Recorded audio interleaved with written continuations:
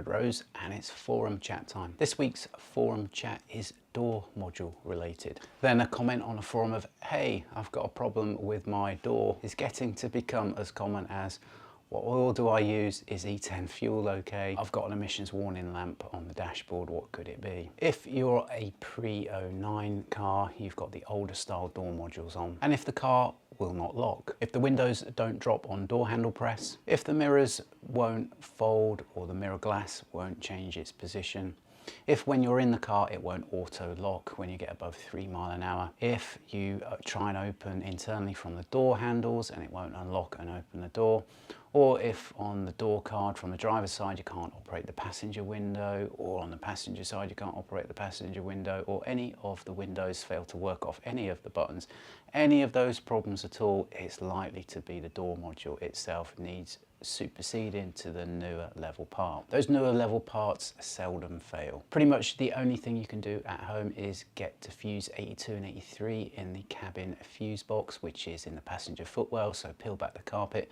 take off the lid to the body control module, find fuse 82 and 83, remove them. This will reset driver's door module and passenger door module.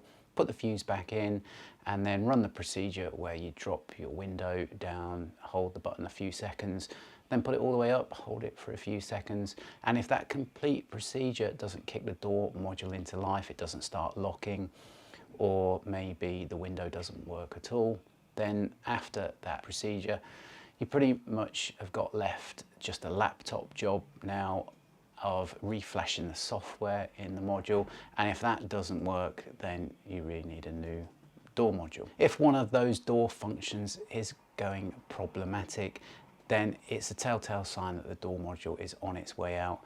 So by resetting it with disconnecting the fuses or reflashing the software in it to get it working, it might kickstart it into working, but you're just buying a little bit of time before the inevitable. On the newer level door modules, you get more window drop, so the window clears the chrome rail much easier. On lock, the mirrors will power fold and they will unfold on unlock off the remote button instead of having to wait to put the key in the ignition to get them to fold out. So those two features are an improvement, and you're guaranteed robustness in terms of all door and mirror functions and window functions. So if you're on the old level door modules, it is a good idea for preventative maintenance to change them before they fail, and then, you know, maybe in the biggest storm ever, you're not stuck with the window down. Current prices are about £268 plus VAT per door module. You need a pair of them.